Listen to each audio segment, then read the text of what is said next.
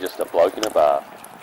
All right, welcome back. We got a very, very special episode today. We are unfortunately not coming from the Caxton Hotel, the greatest pub in the world, but we've got a pretty good substitute. Yeah, we do. We're in Bloke Studios today. We've got the Beak and Matty the Water Boy jumping on with us. Thanks for letting us use the space as well. It's a spectacular setup. My first time here. I'm a little bit aroused, and thanks for having us. A little bit aroused. You look very aroused. Yeah, thank you. Not wearing your school shorts? Not wearing my school shorts, so I don't have a fake boner. So it's It's a full real boner. Yeah. No, but thanks for having us, boys. It's great to be here. The studio is epic, and the Tuesday beers are going down well. We're down in Sydney for the Budgie Smuggler event, so bit of a different show this week. We thought we'd get the boys on to have a chat. But how you been? It's been a while since we've actually caught up on camera. I think we were just talking about Magic Round last year.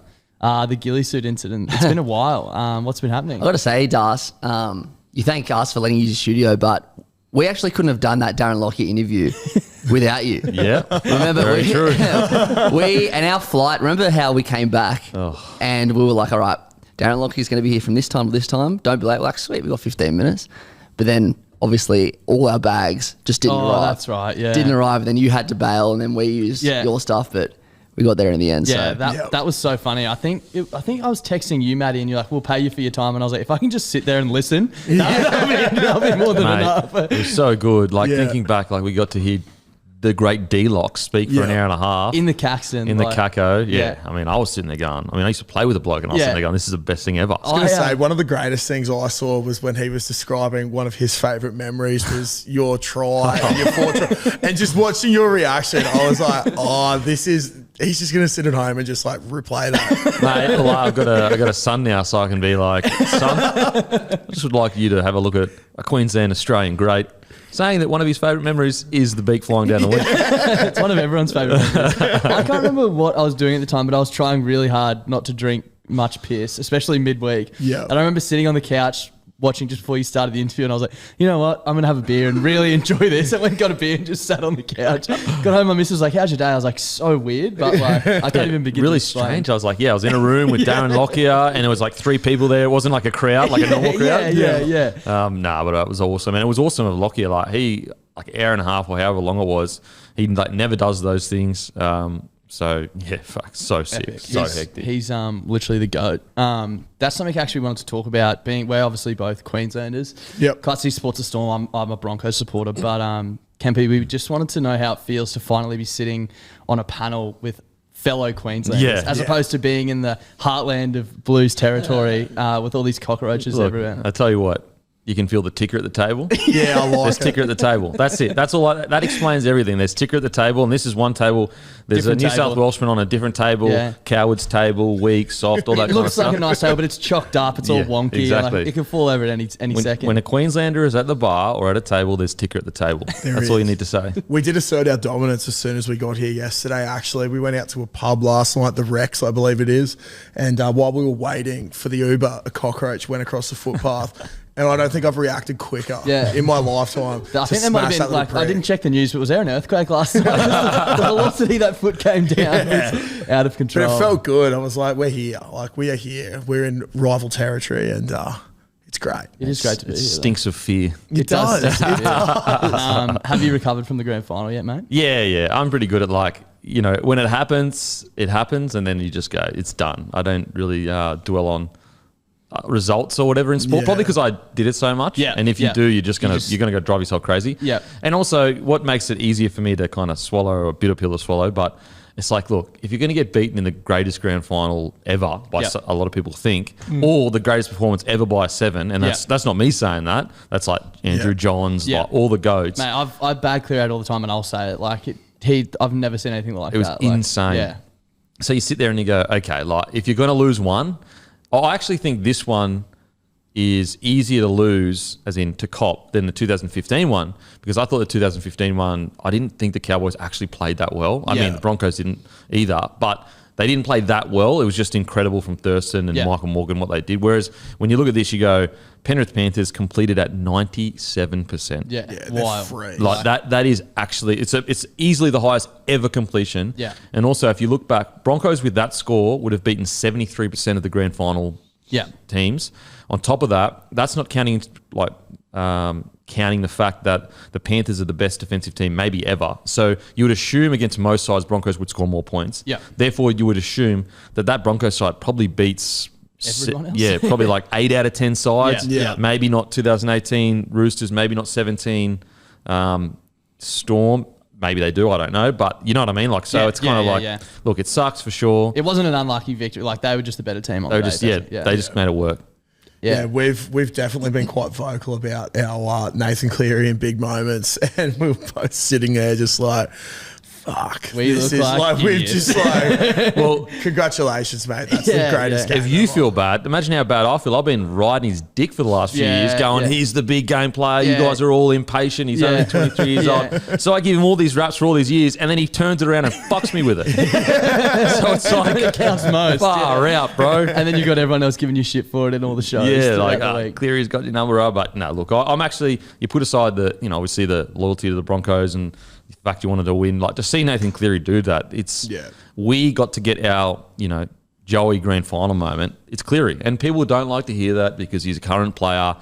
But at the end of the day, we're witnessing greatness, and that was his grand final moment. Like we saw it, it happened. It's as crazy as any grand final moment probably we've ever seen. Three-peat as well. Like, it's a three-peat. Happen, So it's just like we get to witness that, and we even said that before the game. We said, look, even if Broncos lose, we get to watch it three-peat, and Nathan Cleary ascend into greatness. Yeah, and he's also 23, like 25.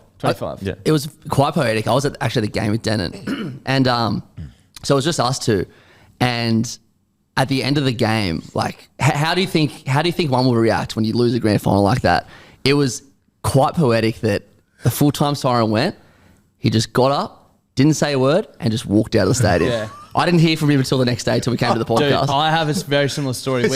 Some of our friends were moving down to Melbourne and sort of had a going away tied in with the grand final, so they probably had 30-ish people at their place. And same thing, everyone was so up and about, like going mental. Yeah. And full-time siren went, I just went and found Miss. I was like, we got to go home. Like, I don't want to be here at all. I just went straight home. It was fine Maccas. Clutz, have you made up with Carrigan yet? No, I think he still hates me. And honestly, that's the thing that's rattled me the most in my 28 years of life. Why does he hate you? I've never seen Clutzy rattle. Obviously support the Storm, and before the Broncos Melbourne game, we were recording at the Caco. Go downstairs, and Capewell and Paddy were walking down the street, have come in and had a chat.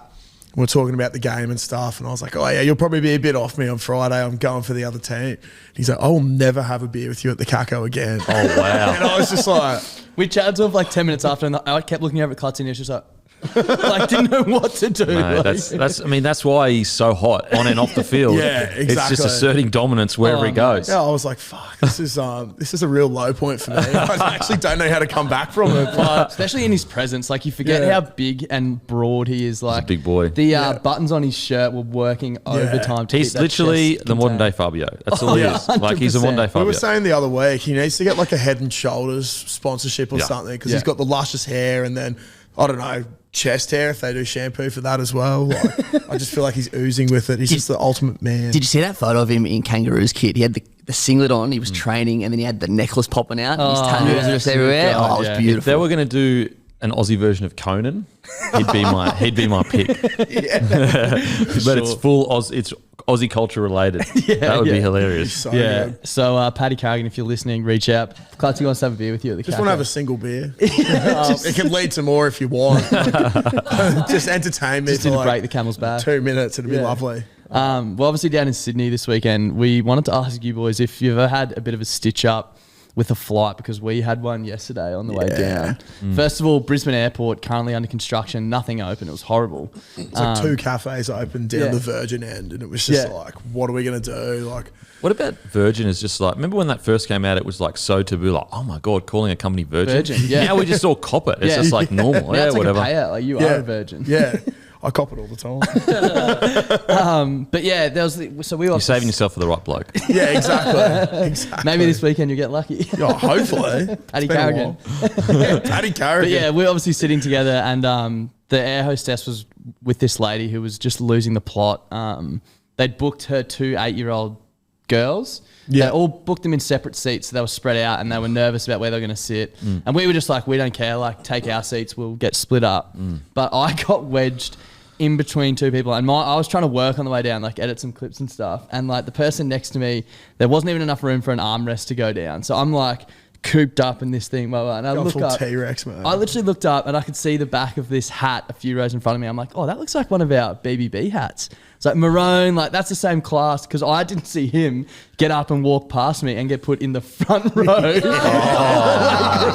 I was like, are you kidding? He's sitting there taking minutes of the flight, like sending me like updates of what's been happening. That was my work yesterday, just giving updates on the flight and what was happening at the time. But I almost got stitched up. Like there was a bloke that was a little bit taller than me and probably like twice as wide. And he looks over at me, he goes, there's no way we're sitting next to each other on this flight, bro. I was like, thank God. So yeah, the air hostess got me up the front.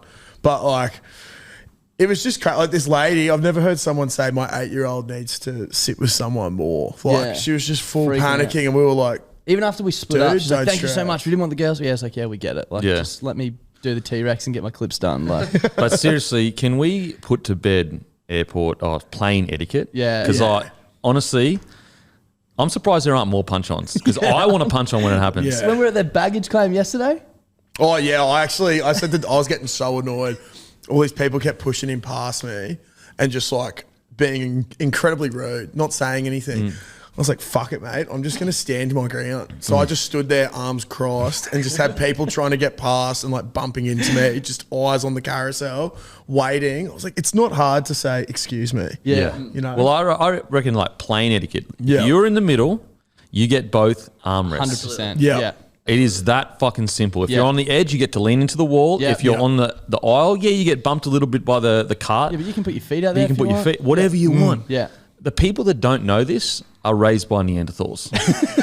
It's that simple. Have you never been on a plane before? Like, honestly, the same people that don't follow plane etiquette are the same people that shit on the top of toilets for some reason in public toilets. Urinal etiquette. We talk about urinal etiquette all the time. They stand next to you and there's free urinals either side. Like, sometimes we go into a public toilet and it's not even a crazy one out. Look, it's some kind of junky public toilet or whatever. You're just like, look, crazy shit happens here. I respect it, baby. But when I go into a relatively nice place and someone's done a kangaroo shit in the back of a fucking... How did that get there? Yeah, where were you pissing, bro? And also, why didn't you flush? Like, I don't get the idea of like not flushing. It takes 2 seconds, no energy. Yeah. I don't understand it. They're the same people that just go, roll into a plane, they sit down on the edges there and they just put their elbows right, like literally in your space. It's the worst. And then you got to get up to go to the toilet and it's like you've murdered their whole family. Oh my like, God. Excuse me, mate. Yeah. What does my head is so they've taken my space, but so I've got my elbows inside the rests, but they're still touching me. I'm like, that's the one, you shouldn't be able to touch each other. No way, especially not if you're inside the rest. I'm inside the rest and you're still touching me. Look, I'm not that big of a boy. I don't have wide shoulders. I've got snake shoulders and we're still touching. Means that you're basically sucking me off. Mile High Club. Yeah. And then the next thing you get into is people just springing out of their seats as soon as the seatbelt sign comes off. And like, we've all got to get out of the same exit, mate. Like, chill out. I hate the ones that they're like Usain Bolt down the aisle. So everyone knows that the etiquette is you let each row file out, each row file out. But the ones that get up real quickly, get in the aisle, but then it's just Usain Bolt down the aisle and beat everyone. And you're like, oh, mad, you won 30 seconds and you disrespected everyone on the plane. And we'll see you at baggage claim waiting for a bag in 10 minutes. Torture. Anyway. We were having a great chuckle about that yesterday. The bloke sitting next to me was just an annoying prick and he got up so quickly. Was it? I wish. But we saw him at the baggage claim and just like had a little chuckle. It's like, what have you won today, mate? You've done nothing. So interesting flight. You nearly won a fucking knuckle sandwich. Exactly. The person next to me kept glancing over while I was editing a clip, and it was basically someone calling in our show, hosing Clutzy for wearing his jocks in the shower. And I was like, I really hope they're not reading the subtitles on this. It could get very weird. When I was coming through league, so obviously played soccer, came through 17. The second year or the first year, I used to shower in my jocks. Just more of a minor, like, look, I'm not here to see dicks. If you are, that's fine. Yeah, that's totally fine. If you want to cock watch, I'm cool. It's all right. But I'm okay with just keeping the piece hidden. Yeah. It's not that impressive. You don't need to see it, to be honest. To watch, To be honest, like, when it comes out, you're not going to be like, damn, I'm so glad that he took his undies off. You're going to be like, that's a fucking normal penis. Anyway, so after a game, would have been either halfway through the first year or the second year. I think it was the first year. I'm just standing there, minding my business, probably had a decent game at that stage, was playing some good footy, just going, mate, life's good, footy's over, going to have some beer with the boys, go home, chill out. Before I knew it, two absolute huge human beings literally swung me across the showers and ripped my undies completely off and said, never wear undies again, you fucking cat. And we're talking like, one of them was Neville Costigan, so big. Oh my Lord. Big boy. And big scary boy. There's no like eloquent way of getting your undies ripped off either. Like it's just pain and suffering. It's pain and suffering, and you're almost in the fetal position in the corner of the shower waiting for it to end. Yeah. So, that was my experience of getting the jocks off in there. To be honest, I stayed true to myself. I wore jocks again. Yeah, might as well. I just usually don't shower after the game. It's a Friday. We just get straight into the beers, and then it's like 11 o'clock at the clubhouse, and we're like, oh, shit. Like, it's a bit weird if you go shower now. Yeah, especially if you have your undies on. Just on flights, I actually missed a flight once because I was hungover, but the flight was at 4 p.m. So I actually haven't told this story because it's like I still get head noise about it because I got in so much trouble from work. So it was after State of Origin 2019 Game 2 in Perth. It was when Turbo scored a hat-trick. Yep. And it was 1-1, so like everyone was happy. And you get free, like when you're working for the staff, you get like free alcohol after the game, blah, blah. In the hotel, having a few beers, blah, blah, blah. I'm in my hotel, like in the lift going up to bed. And someone, I won't say who, from the team / staff was like, where the fuck do you think you're going? I'm like, I'm going to bed. And they're like, no, you're coming up with us. Yeah. Came up, everyone was up there. This is so embarrassing. I was so blind that I was sitting at the kitchen table with everyone, literally vomiting. And one of the staff, the trainers, was holding a bowl under me. Boyd Cordner was going, you're a fucking disgrace. Get to the fucking bathroom. Anyway, get home eventually. Get to my room. Wake up in my suit sweating and just full of throw up. Check out, and I'm like, all right, the flight's at 3 or 4, whatever. I'll just go nap by the pool. I can't like chill in the airport, so I'm just like chilling by the pool, waiting till the last available moment. Eventually, get to the airport with one other person. Three other people. Emma Lawrence from she was at the time, I think she was at Fox. She was like, I got booted off one of my flights. I have to get the red eye. And I was like, sucked in. That sucks for you. And I'm like, my head noise at the moment, like because I vomited in the room, I'm like texting Freddie, so sorry. Like CEO's off me. Everyone's off me. I'm in so much shit. And then they're like, I get there, my hoodie's on, my sunnies are on. They're like, sorry, you've actually missed your flight. I'm like, what do you mean? It's like, the flight's in like half an hour. They're like, no, we've closed. Oh no. The next flight is in 9 hours. The red eye. And it's a red eye to Melbourne. And then you have to go to Sydney. So I ended up getting home at about 7 a.m. and I didn't show my face at work for about 3 days. I got absolutely, it wasn't good. I never drank at a work event again after that. I had a similar story to that. No flights involved, but after Origin 2 years ago, ended up upstairs at the Caxton. And it was when Ben Hunt took that intercept off the kick and after scored, and I text my manager at work. Just another huge Queensland moment. Yeah, just another one. Matty thought, but I text my manager after the game, being like, can you send me the link to annual leave? And he was like, full permission to rip the lid off. Like, he's a legend, didn't care. But I think he's still, expecting me to show up to work on time, just if it doesn't matter what state I was in. And I rolled over and woke up in my bed. I was like, oh, that's weird. My alarm hasn't gone off. And my phone was on my chest and dead. And it was like 1:45 in the afternoon. It was so bad. Same thing. Like in our group chat, we were organising who was having lunch and smoko at what point so we could go over to his house to check if he was alive. Yeah. So I feel the head noise as well. So good. Speaking of big Queensland moments though, the shirt I'm currently wearing, 6 more songs. Bit of folklore this year. Alfie Lang obviously on the table at the Caco, pleading with the Secchies to give us 6 more songs after the State of Origin game 2, when Queensland won, Matty. Sorry if you forgot about that. Well aware, mate. Yeah, but we had a chat on our show. It was a few months ago now. I can't remember what it was, but on my calendar at home, there was like World Friendship Day or something. And we were looking at all these silly holidays as, national days for this and that. And we put it to our listeners. We wanted to come up with a public holiday that we can sort of petition for next year. And we thought that coming down here and, collabing, using your platform, maybe we can join together and push for World 6 More Songs Day next year. And every year moving forward, where we basically get a public holiday after game 2 of Origin. Now, it won't always work out when there's a decider, but, more often than not, it's going to be a Wednesday night. Origin's going to get decided. Beauty, 6 More Songs Day, we get the day off. I like it. Yeah. I think it'd be great because it just really encourages people to get into singing as well. Yeah. I love when there's people singing. And look, music and dancing and grinding your body up against other people, that's been around for thousands of years. Exactly. We had a theory at the start of this season. There was a few photos of Paddy Carrigan and a few of the boys having a beer at the Caco before the season started, and we were saying that's what the Broncos have been missing. Beers at the Caxton.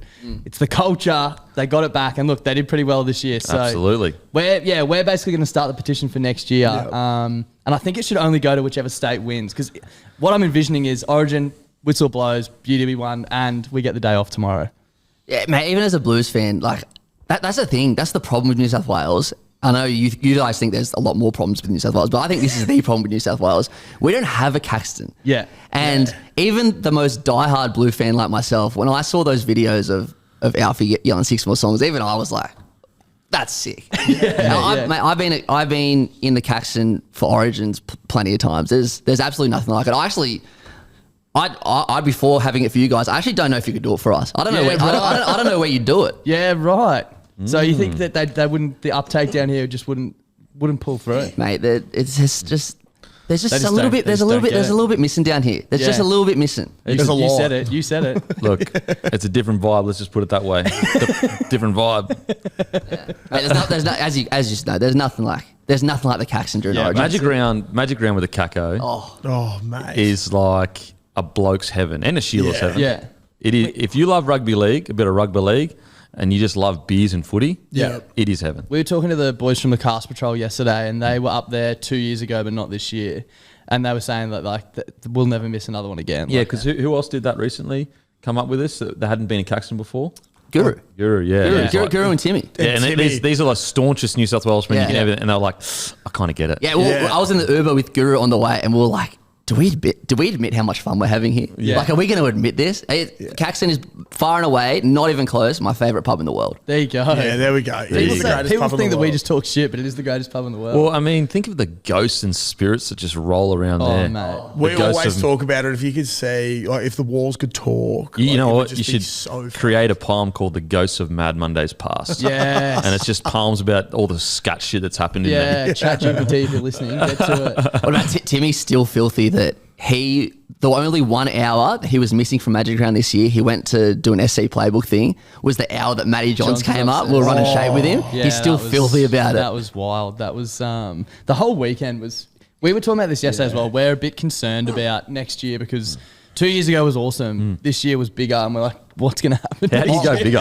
I've said it. We want to set up a Big Brother style in the room and put like Upstairs. bunk beds and shit in there and just live in the Caxton for the entire Magic Round weekend. Could you imagine? It'd be so We didn't even fun. go to any of the games last year. Everyone kept saying, what games are you going to? We didn't even have tickets to any of them. We were just that's the crazy thing is you can go to Magic Round and just go sit in the Caxton Street. Yeah, exactly. And you have the Everywhere's got sickest the time free ever. on. Yeah, the Caco's got the big big screen in the car park now, so there's no reason to leave. I did my hours, I did a big working week. It was like 42-hour working week, Monday to Friday. It's a big one. And then Jesus Christ. And then this generation's fucking I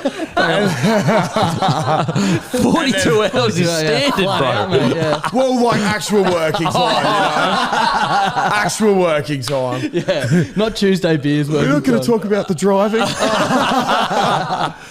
I worked out from 3 p.m. Friday till 8 p.m. Sunday. I think I was at the Caco for about 48 hours. Mate, seeing you the next day on Saturday, you look like Casper the unfriendly ghost. Yeah, that was 2 years ago, wasn't it? That was. Casper the unfriendly ghost. That was the roughest day of my life. That fun fact, I was having a nap on the couch upstairs and woke up and had a missed call from my girlfriend's dad. I was like, that's really weird. Why is he calling me? And then just to remind you how much of a loser you are. Yeah, no, that you don't deserve his daughter. She had a car crash and needs to be picked up, and I'm passed out on the couch at the Caxton. It was no good. I was like, I think I better go home. And like, what about the timing of that? It's like, you're not a lowlife, but if you were just to take that bit out. I know. I got in a car crash and my boyfriend was fucking passed out in the Caxton thing. I'd be like, he's a piece of shit. Yeah. And then this year it happened that the Friday of Magic Round was her birthday. And we had to do some stuff at Domino's. So went into Caxton Street on Friday, had a beer, did the Domino's thing, then went out to dinner with her, and then I was like, I'll see you Monday, and just ventured off into so the I had to night. replace Darcy with someone, so I replaced him with my dad this year.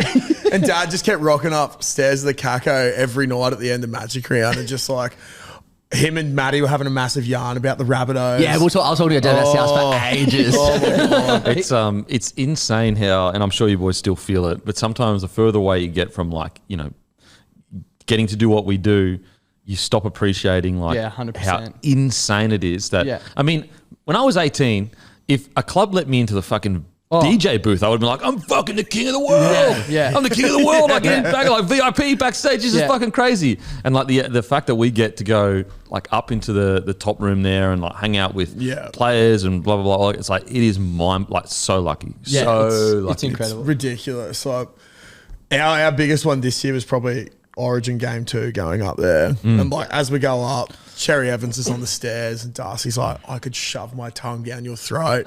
And he's just like, get up there. Yeah. But like, yeah, we got to go in and see the boys, and we took a moment. We just like stood in the corner and we were like, this is actually fucked. Like, this is so sick. Because like so they're the players now, but when you're growing up, you look at those players like that are older that are playing as gods. Yeah. So what you don't realize is it's like you being in the room with like Lockyer, Smith, like all the goats or whatever. Yeah. Or it's like Matty being in the room with like Joey after he just won 2005. Yeah. That's what being in the room with like Paddy, DCE, Munster is. Mental. It was insane. Alf, after Origin this year, Game 2, Alf started singing the team song and everyone was just going mental.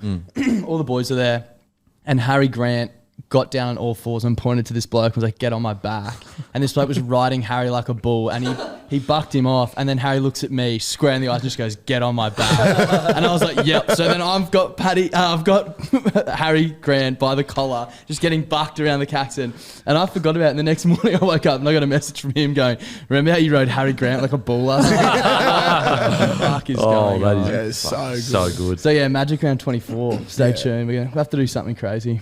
Yeah, I really want to live at the Caxton. That's just my goal. We pretty much did anyway. Just cut out the bedtime. They've got the bubble in the car park with the boys. Yeah. Caxton cage, we can set that up. The bubble is so funny because it's just a bunch of sweaty men looking at other men going, yeah, you fucking mad, can't do it. It's honestly, it reminds you of like monkeys 2,000 years ago, just like throwing poo at each other. Literally. At Geelong Zoo, it's just fucking sick. But it's like they're just sitting there doing nothing. Yeah, watching the races. And there's just all men around them getting their fucking cogs out, just doing weird shit. It's just like, man, blokes are just fucking weird. I know, we are degenerates. 100%, deep down, blokes are degenerates. As you said before, if you took a snapshot of that weekend, we'd all be probably in prison. I can understand why women are like, you guys are disgusting. It's like, yeah, you know what? You kind of got a point. Yeah, 100%. Love you too. But you love this filthy animal, don't you? Have a shower first. Going back to Guru and stuff and their experience at Magic Round, how's it been, mate? Bringing all the guys into sort of the bloke hemisphere, I guess, and building that out, because like when we had you on the show last, I don't think they were really doing anything with you, so it's been cool to see the sort of evolution of bloke. It's been awesome bringing the boys on and doing the show with them and that. It's cool to see that, like, obviously they get an opportunity by being on bloke, but the reason why they were given an opportunity is because the short-term option is to go, all right, I'm going to go get an ex-NRL player, they've got a profile. It's very easy to do that, especially with bloke being as big as it is. But my, I guess, goal is, okay, the long term, the build's going to be slower and their profile will take longer to build up. But at the end of the day, they have the best rugby league knowledge probably in the country, these guys. I mean, arguably, they've got deep knowledge. They watch every game. So, yes, in the short term, it's not as big as, say, getting a big ex-NRL player on. Big sexy NRL player. I mean, hey, the Roof's pretty sexy. But in the long term, once their profile does grow to a point where, they are known and people understand they got their runs on the board, year on year, they, good chat, good calls. In the long run, you're getting this show that genuinely is unrivaled. So, sometimes you look at some shows with ex-NRL players, and not all of them, but sometimes you watch it and you're like, mate, you don't watch every footy game. Like I honestly reckon and it's okay not to watch every NRL game. Like, there's nothing wrong with that. But I'd say most panels on most shows, they don't watch most of the rugby league. Whereas when you watch our show, you know that each one of us watches every single game. And not only watches the game, but like that some of the stuff that the boys pull out, you're just like, they've obviously like they know paid more attention than I have watching the game. Yeah. And so that was always the hope is they know rugby league, they watch every game, they've got a deep insight. And so, the easy solution would get ex-NRL player, you sit them up on that thing and we've got all these NRL players and how good's that? But you're actually not getting as good quality content then. And probably people can replicate that a bit more as well. Like if they were to bring an ex-player in on their show, whereas you guys have really built it from the ground up. Yeah. And there's nothing like it, like that I know of. Well, you're not going to get the insight. For me, I got the best seat in the house, right? I'm watching these three do what they do. Yeah. And for me, I think Timmy and Guru complement what Den does and says perfectly. Yeah. Because you got Den and the ex-NRL player who's obviously built bloke from the ground. Yeah. Sexy NRL player. Well, then you've got Guru who, in my opinion, no one likes rugby league more than Guru. Yeah. Like the bloke, seriously, at the start of preseason, watches every trial game, but then he'll go down to Mascot Oval and watch SG Ball, and then he'll go to Henson Park and watch some other shit. And then you got Timmy, who's like extremely analytical, former journalist, heavy on Supercoach. So all three of them are extremely different. Yeah. But they work together so well. Yeah. And I guess that's how you get three people to seemingly talk for 4 hours. Yeah. And it kind of goes like that. Yeah. Yeah. There's never a dull moment. And also they deserve it. Like they're good at what they do. They're both really loyal. They turn up to work. They get the job done.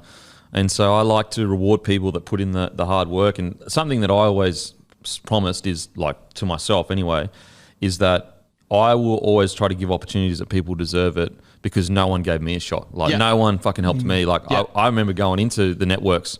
I couldn't even get an email back from most networks, but I remember even going into the networks, funnily enough. So years and years ago, had the bar, and the bar was just like, long story short, I took over and it owed all this money. So like absolute head noise central. But I only took over because my brother was part owner of it and I wanted to help my brother out. So it was always like, mate, I'm not going to let my brother have to go through this. Yeah. So I've got this massive head noise. This bar owes hundreds of thousands of dollars.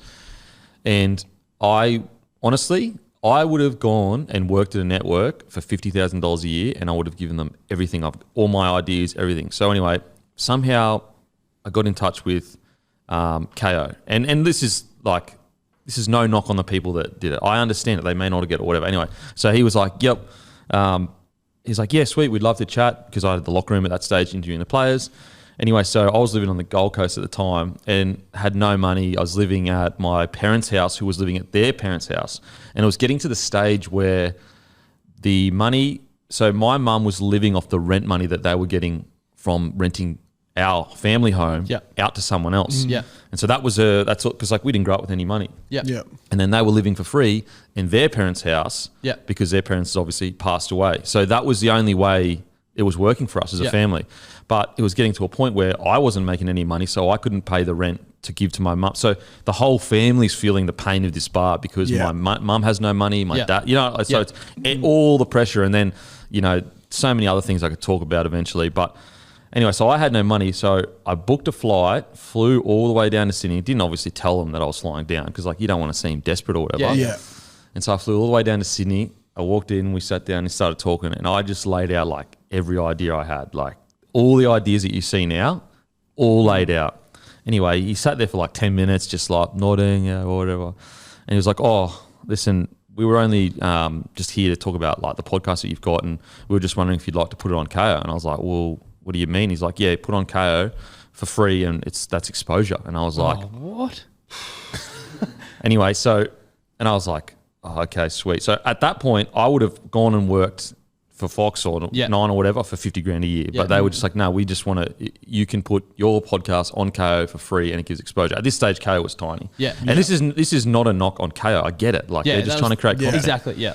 Anyway, the next time I went in that building was only 4 or 5 weeks ago, maybe a bit longer, and it was to be on the Matty John show as a guest. That's awesome. Yeah. And that's when I was like, wow, I walked in here desperate with nothing, and you know, they just wanted to put the locker room on for free, which is understandable, but they didn't want to hear anything about all the other ideas, all the other opportunities. And then the next time I went into that building was, you know, to sit next to Matty Johns and be on his show. Off the back of all the ideas that you've had and executing all those ideas. Just crazy to think like that. But and so with that journey, like I was like, you know what, I want to give people opportunities, and I want to do it in a way where there's no like, oh, if you come on Bloke, I own X% of this, so you've got to sign this contract. And you know, the other boys that have come on, obviously Hello Sport, they've exploded. Yeah. And this is not to say I am the reason that they've exploded. The Guru, Timmy, Hello Sport, they're all talented. That's why people engage with them. But they were just given an opportunity. With them as well, there's no like, oh, you can come on the show, but I need this, this, and this. Yeah. And so, you know, some people would say that's stupid because you're almost setting yourself up to, you know, if there's no contracts involved or whatever, they can fuck you, but it's not about that, because I always believe that if you do a favor expecting something in return, it's not a favor. Yeah, 100%. And so I just want to, as I said, I promised myself that I would love to give people opportunities that I never got. And if they, you know, stick with Bloke, awesome, love that. And, you know, I assume they will, because it's such a good setup that we've got. If they don't, fuck, that's just sweet. That's whatever. They spread your wings, fly, enjoy life. Like, that's it. Good on you. Still going to be a massive part of their identity or whatever. Like, yeah, and even if it's not, you know what? As I said, like, they didn't. If I can stop someone else from feeling they're like, fuck, man, like I just wish someone would give me a crack. Yeah. If I can stop them having to feel that, then that's a win for me. Yeah, 100%. How was it? Like, you obviously just touched on it there, but we were talking before about how you almost get desensitized to, you know, having a beer with the players and things like that. What was it like walking back into KO to go on the Matty John show? Was that when you were a bit like, holy shit, this is like... Yeah, it's... For sure, but because I got the radio show with Matty each Friday, I still like pinch myself. Funnily enough, it's like, me and Guru had this chat, and he wasn't being bad at all, but Guru goes, oh mate, friggin', I think he said my Mrs. Dad called me. He's like, oh, Matty Johns, you were just mentioned with Matty Johns, like I mentioned Guru to Matty Johns on the radio show, and Guru was like, oh, okay, sweet, like, cool. I was like, Guru, you do realise 4 or 5 years ago, if Matty Johns was in the same room and you got mentioned, you'd be flipping tables. And he's like, you know what? You're absolutely right. Just even like Cam Smith and that, doing like shows with them, it doesn't feel real. It doesn't feel like I deserve it. It doesn't feel like I deserve to be in the room with these guys that achieved so much as they achieved. But it doesn't feel like work. I just feel lucky, super lucky. Yeah, for sure. I think definitely like you're paving the way, especially everyone you just mentioned, but for blokes like us as well. And it's refreshing to hear you talk about, you know, doing stuff and collaborating like that. It's something that we definitely want to get into up in Brizzy. So it's just good to hear that like you've, it's... Well, the thing is that, and look, get a bit philosophical here. That's what we're Have here you for. seen the movie Parasite? No, it's a foreign film, so that's a bit fucking... I've heard of Parasite though. It won heaps of awards. It won heaps of awards. Anyway, have you spoken about it on a show before? I have. Yeah. So basically what it is, and look, I'm not saying there's some huge conspiracy, because there's not. I'm not a conspiracy theorist. But basically what the movie's about is that the rich or the privileged or whatever make the poor fight against each other and distract each other from, if they were working together, they would fucking be able to take over the rich. And that's an extreme example. I'm not saying that this is a situation with podcasting. But with podcasting, it's like we're stronger together. Like the other podcasters are not the enemy. They are an ally, and you can build off each other. So this idea, like if you're the established media, you want podcasters hating each other. Because like they're just fucking fighting each other, and we don't have to worry about anything. Fighting over the total number of streams they get. Like, exactly. Instead of going, oh shit, all these podcasters are working together to build up. Them joint together, starting to rival our numbers. Because they're together, whereas individually they're just isolated, taking pot shots at each other, saying my fans can't be your fans. And so, it's an old metaphor. I forgot what movie it is of, but there's I think is it War of the Worlds with the Planet of the Apes. When he's like stronger together, and he has this like twig, and he breaks one twig, but then he puts a bunch of twigs together, and he goes, I can't break them. I like that. And that's why I see it anyway. Yeah, no, we say it all the time. Like, it's ridiculous how everyone is so lovely in this, because every other industry you go into, it's just like everyone hates each other. Yeah, I wonder. It's like anything. Like when the internet first came out, it was like-minded people on the internet. Then obviously it goes mainstream and you just get everyone in it. And so I wonder with podcasting, there's a lot of like-minded people at this stage of podcasting. I wonder in 20, 30 years, like the problem is that in 20, 30 years, it will just be mainstream. And the problem is that the established media, which I understand, you're defending your territory, they'll just start buying podcasts and they'll just own it. It's just a way of the world. And you can't knock if you were to get bought out or whoever. Yeah, exactly. How can you knock them when you're like, mate, they're trying to support their family. Like, this is why they do. A lot of people put years and years of blood, sweat, and tears into something to like make it work. Yeah, and look, and everyone has a decision to make. Like, people have way higher prices that they're willing. Some people have no price, and they go, you know what? I just love what I do. I'm not going to even bother. So yeah, eventually the big media conglomerates will just go, okay, these podcasts are making way too much noise now. Here's a fucking stupid amount of money. Yeah, because it's not even about compete. Sometimes it's not even about competing. It's just about market share. Like the worry that, like, for example, if a big company comes and buys a big podcast and shuts that podcast down, that sounds like stupid, but it's like that podcast could be stealing ad revenue from. So let's say in the next 10 years, X podcast was going to steal $100 million ad revenue that could have gone to Fox. Yeah, and Fox could buy that podcast for $20 to $30 million. Yeah. And then just imagine it shut it down. Now, it'd be stupid to shut it down because they could make money off it. But if it did, people would say, oh, that's stupid. You just lost $20 million. No, actually, you just gained yourself $80 million over the next 10 years. Yeah. So, yeah. And like, I'm not, like, I've always been, sometimes I get lumped in with, other kind of people in the industry have been like fully anti-mainstream media. I'm not. Like, yes, like mainstream media can be fucking etch as where you're going, what the hell? Yeah. But like they're just human beings too. Most of the people working there are just people too, trying to make a living. Now, as I said, there's obviously certain, like in any industry, there's going to be specific people that fucking carry on where you're just like, mate, pull your head in. A bit and but yeah, I've never been like, oh, everyone in like all journalists are bad. It's like, come on, bro. Like they're not. They're really not. And they're trying to do a job as well. Yeah, exactly. Going back to sort of the bloke hemisphere and everyone involved, did you always see the path? Like, were you always building towards something like that? Or was it something that happened organically where getting Tom and Eddie in and Guru and Timmy and stuff, like, did you always envision having a big team with all these different shows? Or was it just something that sort of No, I always wanted to do it. And to be clear, like, they're like... They've all got their own things. Yeah. Like all of their own podcasts have nothing to do with blokes. Yeah. And I wanted it that way because they want their own things. But when they obviously come and showing that they're part of Bloke, I definitely did envision it. I remember would have been like, so I think it would have still been about 7 years ago maybe. So a guy set up a meeting with another guy that was in the media, like, I don't know how high up, but high up enough to give advice. Yeah. And so it was kind of like an advice meeting with this guy that's been in the industry forever. And I remember I said to him, and this is no GST and like, you hear these stories all the time, but I remember I said to him, he's like, oh, what do you want to do? And I said, I want to be like the online version of Fox Sports or Nine. He literally laughed in my face and was like, that will never happen. And I was like, damn. And so that has always been the goal, is like eventually I would love to be your one-stop shop for rugby league. Yeah. And then, spread out into other sports, boxing, MMA. Just be an online network, sports network really, that creates good, like relatively cheap, good quality content. And also like the content is quality though. Like it's not just a bunch of ex-NRL players or current NRL players. Don't get me wrong. You can have the NRL players on or whatever, but they're not just getting hired because they have an incredible career. Yeah. It's more... how good are they at what they do in the content game? If they have an incredible career, like for example, Cam Smith's a really good example. He has an incredible career, but he's actually really good on the microphone. Yep. Like he's really, like Billy Slater, another example. Incredible career, really, really good in front of the mic. And so, the idea is like, because like that deep form content. And there'll be like Billy Slater's got a podcast now, Richard Smith has a radio show, which is essentially a podcast.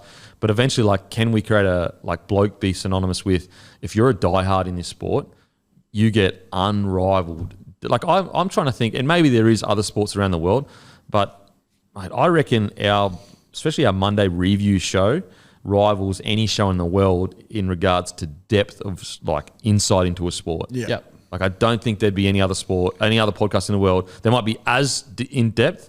But like I mean, we fucking do whole squad reviews. Like, Yeah. You know, I just don't know if anyone would do that. Probably because like NFL, there's so many games, but that's the hope eventually. That's the hope.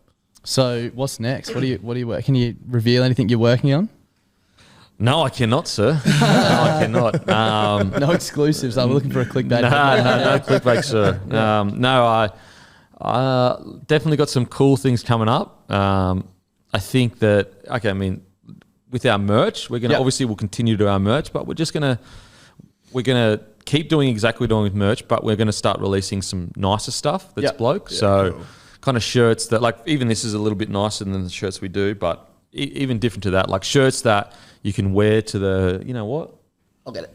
Blur it so no one can see it, but where is it? The summer shirt? Okay, I'll show you behind the camera. Yeah, show me behind the counter. So, and like this is just a very small example. It's not like fucking, but just shirts that are a little bit nicer. Because what I kind of feel with blokes, the reason why we don't wear nice shirts is like the ritzy carry-on places. Nice. Nice. We I know exactly what you mean. We feel weird in them. Yeah. So if you walk in, if we like blokes like us, like there are some blokes that are quite fashionable.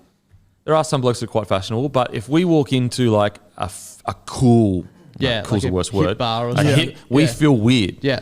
But we also, and no disrespect to Lowe's, it's a bloody Australian icon. But like Lowe's also, it's like, oh, I can't wear a Lowe's shirt out. Yeah. So we kind of want to be, I would love to be in a position where it's easy. So people know, oh, I just go to Bloke, I'll get a nice shirt and wear it out. It doesn't make blokes feel uncomfortable, but at the same time, it's not like cheap as anything as well. Yeah. So that's kind of what we'll hope to do with the merch. We'll still do the jerseys, we'll still do everything like that, but we'll just every now and then it'll be really small exclusive drops of just like really cool shirts that you can, you know, it doesn't always have to have the big bloke across it or whatever kind of thing. So that's the merchandise side of things. But yeah, we got some other things coming too that will be pretty exciting. Yeah. Love that. It is super exciting. I think the coolest thing from, and speaking on behalf of us, but an outside perspective with what you guys have done down here is like, and I still feel like podcasting in general is still pretty sort of young in Australia, I guess, but no one's ever really done what you've done with building the network and the shows you have. So it's always exciting to see like what you're cooking up next. And every time something new drops, it's like, fuck, they're pretty good. We pay very close attention. Yeah, we were actually talking to the Cast Patrol boys last night, and one of our shows, our Monday shows, literally just all people calling in. They're like, oh, how'd you come up with that idea? And I was like, to be honest, we just really like Tom and Eddie's show and we stole it off them. And I was like, that's pretty much what we do. Like, there's plenty of people, not only in like, you know, the Australian space, but making content everywhere. And it's like, you see something that's engaging to you and you're like, how can we put our own spin on it? So, it's been awesome to sit back and sort of watch what you guys have built. And also like with podcasts, like this is just radio. Yeah. You know, so like people have been calling in the radio. Yeah. People have been talking rugby league on radio since friggin' radio was invented. Yeah. Like, so and it's now like, all the radio stations are just recording their shows and putting them out as a podcast. Anyway. So like, for sure. Like I was one of the first ones to do podcasting. Yeah. But like I didn't fucking reinvent the wheel. Like it's a dude on a mic talking about rugby league. That's a radio show. It's essentially you can just listen to it whenever you want. Exactly. And it has a little bit less ads. Like, so yeah, I think like the key with that of like, you know, using other people's content or ideas or whatever is like, I always say there's no issue as long as you like always tell people like they were the inspiration. Yeah. That's not one thing that frustrates me is when you come up with a cool idea and like people pretend like it was their idea or they, you know, and it's like, mate, just say you got it from here and like they inspired you and whatever. So yeah, and like as I said, like people are like, oh man, podcasting, like you got into that so early. I'm like, yeah, but like, bro, I was just listening to Joe Rogan. Yeah. And I thought I could do this too. Yeah. And also I was like, this is just radio without all the other stuff. No music. Bells and whistles. Yeah, exactly. So yeah, no, it's exciting times and it's just getting started. Yeah. That's the exciting part. Fucking oath. we were saying to the Cast Patrol boys last night, like, how do you guys not run out of things to talk about? It's like, mate, we literally go to the Caxton Hotel twice a week, have a beer and sit down. Like, if the mics weren't there, we'd still be doing the exact same. Exactly. Absolutely. And I think that's the cool thing about podcasting is that like people listening are just going, well, this is what I'll be talking about probably to my mates around a table or whatever. So what about you boys? What are the plans for you? Any exclusives? Can I exclusive you on your own exclusive? No, I don't know if we've got any exclusives. Well, we can announce the road trip we're doing on Monday. Yeah, we're road tripping down to Melbourne for the Melbourne Cup, basically getting people to run our lives. Yeah, we're putting up Instagram polls and letting people decide which like route we take. Basically, like first one's going to be pick our car. Like we do a Suzuki Swift and a Tarago. They can choose our accommodation. So it's going to be like, I'm actually dreading it, to be honest. Like I just know we're going to get stitched up the whole way. Yeah. Oh, no one's going to be nice to you. No, exactly not. I sent through a bit of a rough plan to the bloke who's we're running it through, and he was just like, I hope you know you're just signing yourself up for torture. For pain. But yeah, other than that, we'll probably just not back any winners at the Melbourne Cup. But we're really going to jump in head first the next little while and just really focus on smashing out the content and just more and better of everything we've been doing. Well, the country tour we did was so freaking fun. Oh, it's probably the highlight of my year. Yeah. Honestly. Yeah. Going around the country to different towns. And can I say something controversial? It's not controversial because everyone probably fucking agrees. Country people are nicer. Yeah. Oh, 100%. They just are. There's a reason why they waved to you on the way past. Mate, two fingers They're just so nice. Seriously, like the amount of I got. Yeah. You know what I love about the how you going is like you can just be like, and you know what I said. Yeah, exactly. If I nod my head and make that noise, you know I've just asked. Sometimes how even are you just going? an eyebrow, like or even just. That's how you going. How's Denon? He's really, really good. Yeah. I'd love to do like a skit where it's like blokes trying to out how you going. So for example, how are you, mate? Yeah, how are you? And then it just progressively gets more where they're like fully like, here you go. Just like tipping, screaming at each other. Yeah. Like because the head nod's always like that. That'd be so good. And then the other one, I would love to do a skit out like leg position each other. So when you rock up and you speak to someone and you like put your foot up, yeah, you go, mate. Yeah. And then the next shot is like, yeah, you go. And then like, the next shot is like, they're trying to alpha each other in the fucking party. Mate, we dead set had a teacher at school, Mr. Callanan, old fella. When he wanted to get a point across in English class, he'd go up the front, lift his fucking shorts up and just bang. On the desk, Like, all right, he is here to just dominate the room. You put your leg up past fucking a meter. Yeah. You've dominated the room. Pretty weird looking back on it, thinking about that. Yeah, it is weird. But there's a lot of things at school that are weird. Yeah. So you went to school together? That's how you know each other? We went to school together from year 8, I think. Yeah, which is 2008. Oh, here's an exclusive. Yeah. What's the biggest argument you've ever had that nearly broke the friendship? I don't think we've had one. He blew up at me. Oh, this is probably the funniest one. This is the funniest one. So, you know how if you post some... we posted something on TikTok, got a bit of a shadow ban, and Darth worked. We had content. I can't remember what it was. Something. Bro, you know what it was 2 years ago, I wore my budgies and I made a statement at the end of 2021 that I could run 30 Ks an hour. Because you know why? Because they had the Telstra tracker on Josh Papali and he broke 30 Ks and Clutz. He's like, I could do that. And I was like, there's no way you can run as fast as Josh Papali. My metric was if the Fox is 36 point whatever and Josh can go like 31 or something like that. I was like, surely I can bust out 30. He's like, he's a seasoned professional athlete. I was like, yeah, well, I'm me. So we're up the coast at Mooloolaba, chucked on the budgies, and my mate put his car in cruise control at 30 Ks an hour. And very scientific. He's filming me, and we put it up as a TikTok. It got done for sexual content. Yeah. Just me and my budgies. There's nothing sexual about it. So I was like filming out the passenger side window, expecting us to just fly past Clutz, and you can just see him getting further and further away. And so we got... That got taken down, but then we got banned from posting for like a week or something. What? And at the time I was like, fuck, like, you know, we were posting every day. Yeah. And I was like, this is so annoying. And then the first day we got back, we posted we did something, and it was something about milk, and I said something about, like milk disagrees with my stomach a bit. And some guy was just going in on me on the comments being like, you're a pussy for not being able to drink milk, all this sort of shit.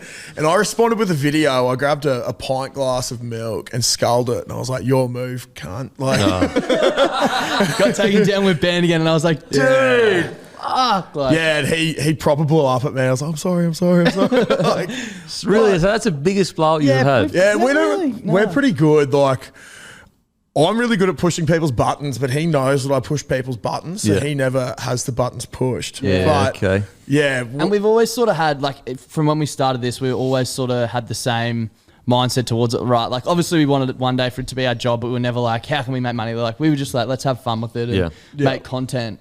So we've always been, like, there's never really been stuff that we've disagreed on in terms of, like, where we wanted to go, what we wanted to do. Yeah. But we also, like, literally...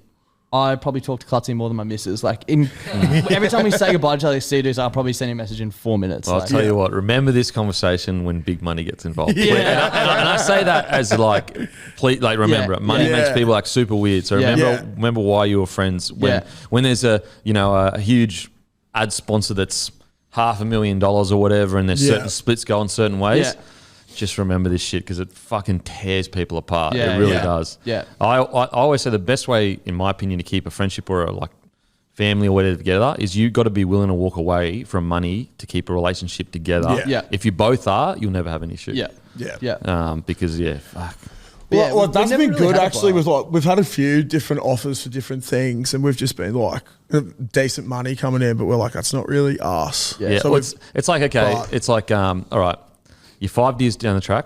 You've both got wives. Yeah. You've both got children. Hopefully. Yeah. I mean, maybe. Playing for Queensland. You get offered playing for Queensland. You get offered $1 million a year. Yeah. A sponsor that one of you is like, no, I don't agree with that ethically. Yeah. One of you's like, yeah, I do agree with that ethically. Now you think that argument's going to be just between you two. Yeah. You got a wife. Yeah. Yeah. You've got children. Your wife's going, we need the money. Yeah. You know what I mean? So it's all of those outside pressures that come in. And so just remember like what got you to the... Yeah, that's it. Yeah. For sure. Money just makes people act crazy, man. That's it. Yeah. Yeah. I don't know. Darcy's probably more likely to cuddle me at that point. We're sharing a bed this week as well. Before we wrap up, we wanted to ask you a bit of a would you rather. We know it's a topic of discussion around these joints, but Kempy and Matty, I suppose you can play into this as well. But would you rather have your child play for Queensland or New South Wales, but if they play for Queensland, the Broncos can never win another premiership ever again? No, I would rather my child play for whatever he wants to play for. Okay, yeah. I like that. Because I don't want even my own son putting on that jersey unless he wants to put that jersey on. Yeah, for sure. So if he doesn't want to put that jersey on, he doesn't deserve the jersey. Yeah, 100%. Doesn't deserve to be at Caxton at 3 o'clock in the morning on the piss. Absolutely. Yeah. Absolutely. Now, will I show him reruns of the under-19s Queensland v New South Wales fight? Yes, I will. Yes, I will. He can make his own decisions. But he can make his own decisions. Will he be propagandized for the rest of his life about Queensland? Yeah, sure. I only want, like, it's like anything. Like with Origin and all the eligibility debate, like I only want people that want the jersey on. Yeah, if you put another jersey higher than that, then that's okay. Like sweet, like that's mad. But you got to have that jersey as like it's got to be the thing. It means so much to so many people who aren't playing the game. So if you get the opportunity, like, for example, if there is like a mid-year pause on the comp and you've got international games and state of origin and players that are currently guns. But they say, no, I've got more connection to my heritage. Yep. That's mad. That's good. I want to see you in that jersey. I want each player to be in whatever jersey means the most to them. Yeah. Obviously, it's a way more complicated argument because of pays and all that kind of stuff. But in a perfect world where you got paid equally to pay for every single different nation or state, I just want people in there that love the jersey. Yeah. I honestly, the standard matters to a degree, but what matters the most to me is as long as there's 17 blokes out there that love the jersey, and you can be Samoan, Tongan and love the jersey. Yeah, 100%. You can be Aussie, love the jersey, whatever. But you just got to love the jersey. And I think 2020 proves if you love the jersey enough, like no one can beat you. Because some people have made the argument, if we even I think Matty is like, if we didn't allow some players to play if they play for New Zealand, blah, blah, blah. It would lower the standard. But it's like, bro, like we have so many guns that are keen for that jersey. 2020, they were fringies half that side. Yeah, I know. Mate, we know that's our Roman Empire is the 2020 State of Origin team. We think about it weekly. Sacking of Rome. Yeah, we pretty much bring it up once a week. So just a great time for all involved. I was part of Blues camp. It was horrible. Yeah. It was a horrible time. It was my last series. So I'd gone 16, 17 loss, and then 18, 19 was so good. And to bow it at 20 was just so it was horrible. What's crazy is like game 2 you absolutely tailed it. How did you guys? And then game 3 just ambush. It was like a genuine ambush. Genuine ambush. I've said it 100 times on our show, but I remember watching Val Holmes score in the corner early, and the Broncos had such a wretched season. And he scored, and I was like, "Oh my god, this is what it feels like to enjoy watching the footy." Like, it's been so long since I've had any joy. And it was one of the best games ever. Yeah, 100%. It was so brutal. Far out, it was brutal. So good. Yeah, great. Anyway, we'll wrap it up. Thank you guys so much for having us again, and thanks for the support, guys. From the get-go, we were talking to the cast patrol yesterday, and they're like, "You had Kempy on your show for the 3rd ever episode." We're like, "Yep, still live on our feed with GoPro audio." So one of the great podcasts. Oh yeah, they're down at the bar, right? Yeah. So yeah, it's like a bit of a full circle moment for us even to be sitting here. So it's your second day full time, isn't it, mate? That's it, mate. There's an exclusive. There's an exclusive. Yeah, not announced yet. So there's an exclusive. There we go. Exclusive. We're gonna do a contract negotiation on a podcast. So I've got to think up of some things and demands that I want. There's a lot. Okay. We're thinking like monthly. That could be our first proper blow up. And okay. We're thinking like monthly Friday Arvo meetings at the local pub, like that sort of stuff. So we're gonna have a bit of a debate on one of the shows when we get back. But full time now. So I suppose if you're still listening, thank you, because it's the only reason why I can do it. So 100%. And that's how are you feeling before this weekend? Honestly, like it's been because you could be the Penrith Panthers of average rigs. of average rigs. Yeah, mate. It's there's a lot of stiff competition coming in. I've been seeing a few of the boys popping up. You could even say loose competition. I got the stiff gut at the moment, but it should be good. I'm pretty keen. I'm currently trying to learn the recorder. There's a song that I'm going to be doing. Hot cross buns? Or I did that off the bat. My missus is like, and my missus, love her, but she has no sense of rhythm or anything musically. And that's coming from you. And that's coming from me. Like mate, it's like she can't clap the beat and stuff. It's actually fucked. Yeah. But she can play hot cross buns on the recorder. And I was like, if she can do that, if she can remember that, I could literally do anything. If grade three children can do it, I back you in. Well, I've said it on our podcast before, but until grade 10, I was a flutist. Yeah. So I used to play the flute. That one time at band camp. That's exactly what I said. I got given an ultimatum in year 10 by the flute teacher saying that you have to choose between playing the flute or playing rugby. What? Yeah. And I was like, there is no way that I'm going to continue sitting there blocking out all the kids playing trombone. What the hell? Yes, that was my ultimatum. So I packed up my flute. So if you were an NRL player and you came on Bloke podcast, their story is usually, listen, I was playing rugby union at a high level and my dad said, look, I can't drive you to both. Your story is, I was playing flute at a high level. Playing flute at a high level. I was just stuck at band all the time. And but I used to get described as having rugby fingers because when you're clicking down on it, I just used to absolutely bash the shit out of the flute. So I had a lot of aggression towards that little silver thing. But we got a lot of aggression to another little thing too. When I was in music, and it would have been like grade 4 or 5, and you know how they used to make you sing in a group? And you'd sing, whatever. Anyway, the teacher was like, all right, guys, sing. And she'd sing, and her face would get like, anyway, guys, sing, and go again, sing. And she'd be like, moving closer. And then she'd like, sing again, guys. We sung again. And she's like, boom, comes right close to me. Go again. We sing again. She's like, listen, can you please just not sing? So everyone, I had to mime while everyone else sang. Because I was so bad. Yeah, that's it. Yeah, I wasn't going to say it, but I got to a point where This will be good. I used to sit in the front of the band and we'd be in front of the school, we'd be like performing at like orchestra competitions, and I just like couldn't keep up. So I'd be sitting in the front row just going... Miming